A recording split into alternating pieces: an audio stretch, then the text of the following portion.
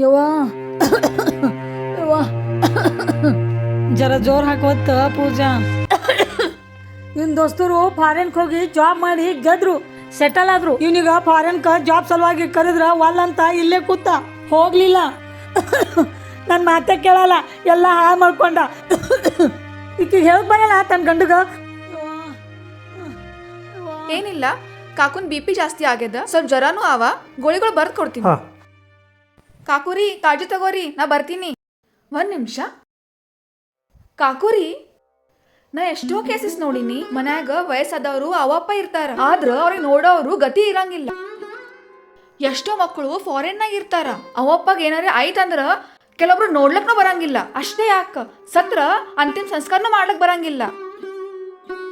ಅಂತದ್ರಾಗ ನಿಮ್ ಮಗ ಮತ್ ಸೊಸಿ ಇಲ್ಲೇ ಇದ್ದು ನಿಮ್ ಸೇವಾ ಮಾಡ್ಲಿಕತ್ತಾರ. ನೀವು ಪುಣ್ಯ ಮಾಡಿರಿ. ಖರೀದಿಲೆ ನೋಡಿದ್ರ ಇವ್ರೇ ಗೆದ್ದಂಗ. ಬರ್ತೀನ್ರಿ. ಡಾಕ್ಟರ್ 1 ನಿಮಿಷ. ಈಗ ಡಾಕ್ಟರ್ ಅಲ್ಲ, ಟೀಚರ್ ಆಗ್ಬೇಕಾಗಿತ್ತು. ಫೀಸ್ ಕೊಡ್ಬೇಡ. ಈಗ ನನಗೆ ಶಂತ ಹೇಳಿ ಬಂದಾಳ. ಏ ಕಾಲು ಅಂತೆ. ಫೀಸ್ ಕೊಡ್ರಿ, ನಡ್ರಿ ನಡ್ರಿ.